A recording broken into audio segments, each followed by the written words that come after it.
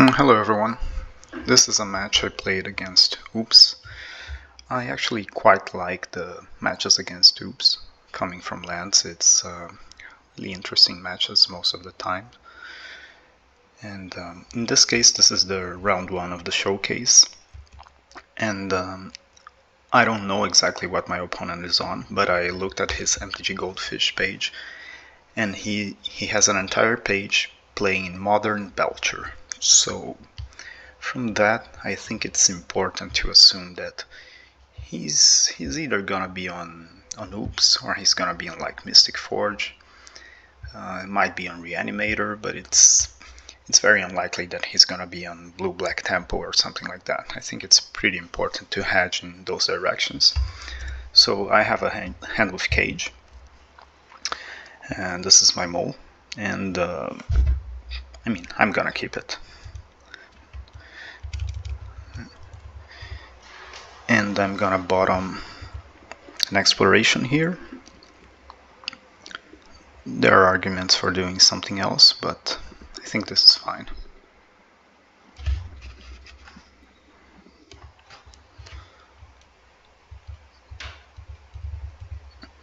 So I start with Rumble, pick up a Wasteland and Mill alone, and I definitely want to play this Cage here. I think it's really important since I put him on Oops, and even if I had like no idea what he might be playing, at this point in the meta, Cage is like a premium card. It will win you the game against a lot of the top decks. So you really just want to slam it, and if it's a dead card, okay, whatever. If your opponent's against Delver, and okay, doesn't matter, you go on with the game, but you might just win the game against Oops or something.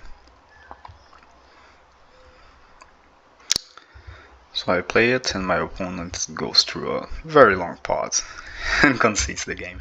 He was probably thinking, is there anything I can play that will give him the impression that I'm not on Oops? And I think the answer is no. So I'd say hello Oops here. I do the usual sideboarding I would do.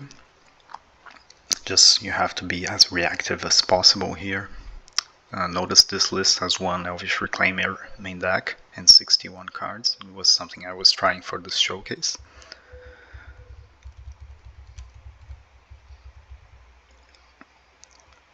Okay, this hand has double Macabre. This is a keep.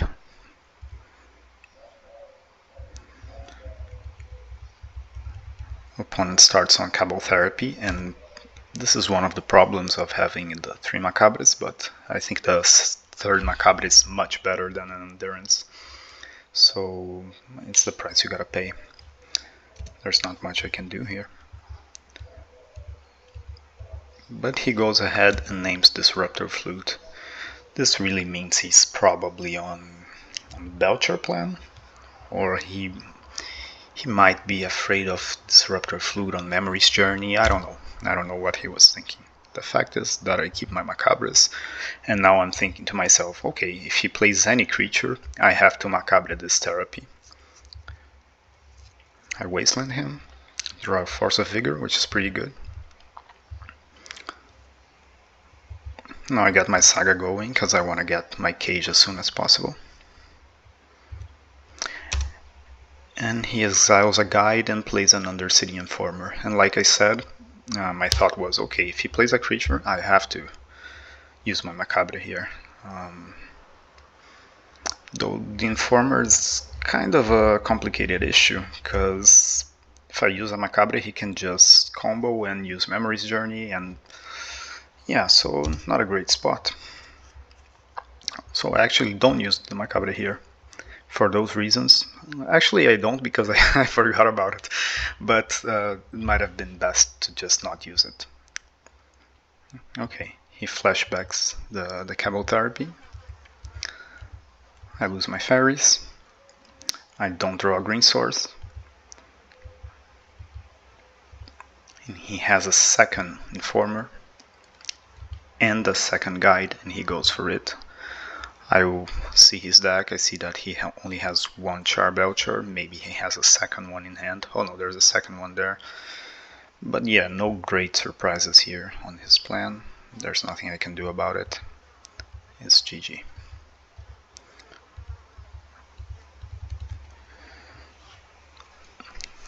Okay, game 3 it is. We don't make any changes for game 3.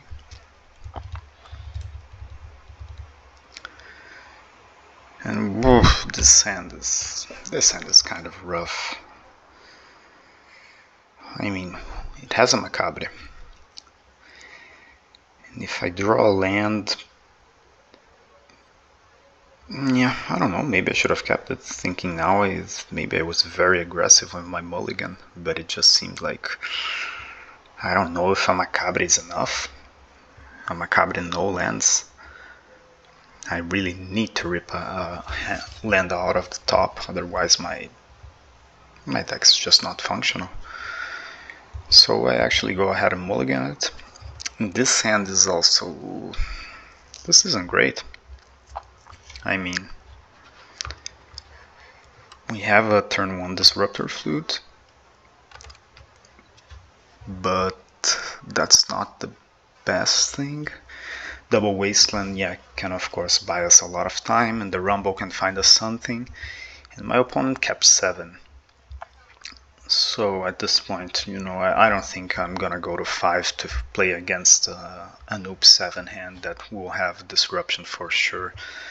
I'm just gonna have to bet on this Disruptor Flute to do what it can, and that's it. I bottom a Boseiju and pass the turn. He doesn't want to play a land because of my Wasteland, and he goes for Cabal Therapy. Since he already showed that he's willing to name Disruptor Flute on game 1, yeah, I just gotta fire this. And here you want to name Dread Return. It will stop the combo. When you have like a Macabre and a Flute, you might want to name Memory's Journey, because that way you really block the combo. If they go for it, you just Macabre the Thassa's Oracle and they cannot use Memory's Journey, and it's GG. But if you don't have any other Grave Hate to go with it, you have to name Dread Return.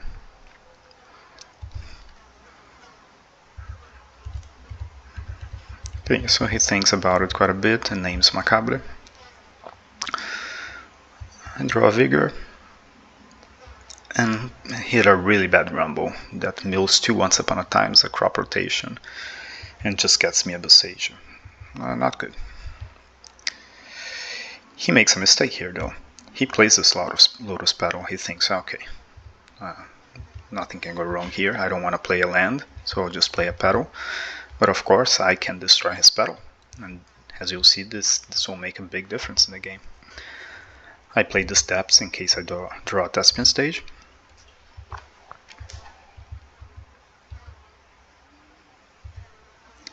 And he passes a turn. I draw Mox. Terrible draw. I really needed a green card or a Thespian Stage or I don't know, something. And now he chooses to go for it, and I'm thinking, damn, I cannot use this Vigor. I'm in really big trouble. Double Mox. Balustrade Spy.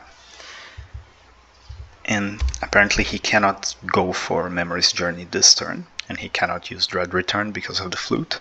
So he's trying to win the game next turn. Not next turn, but to use Jack-o'-lantern or to try to beat me down. He only has 1 Cabal Therapy left.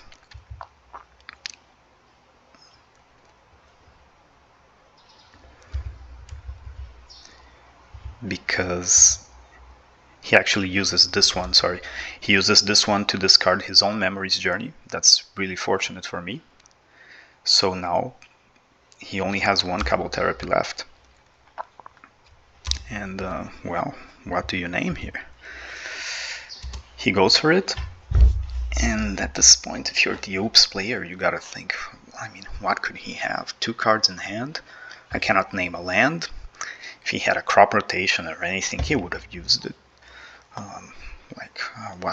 What should he name here? I think realistically, There are really only two options here. You can either name Force of Vigor or you can name Endurance, because both are cards that, you know, I might not have an extra green card and I don't have double green mana. But apparently he didn't think that. And phew, we dodged a bullet. He named Crop Rotation, which is a card I would for sure have casted if I had it. And now we're actually live, because if we draw any land, we win the game. We just destroyed these Moxes and he'll lose.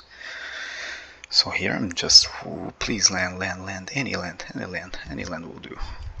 Any land will do. Fuck me. It's Once Upon a Time, so yeah, Once Upon a Time haters, you can rejoice. Here it is. I thought you said in the guide sprouts that Once Upon a Time is like a land. Well, there you go. There you have it. And I'm thinking, well, fuck, I cannot cast this on upkeep. It's just not good enough. He's gonna use Jack-O-Lantern, and he's gonna have a massive beatdown plus a Thassa's Oracle. Yeah. But I'm not dead yet, because if you see, I can actually find a Yavimaya here. And if I find a Yavimaya, I can use Force of Vigor and it's GG for me. And well, Once Upon a Time is a goated card, like we all know. It's gonna find me what I want, right? You just have to think really deep, but ask for it. And I cast it. And ta-da! There we have it. Here's my Yavimaya. I play the Force of Vigor. GG's. Once Upon a Time. Great card. Even comes with some added suspense to it. So that's it. GG's.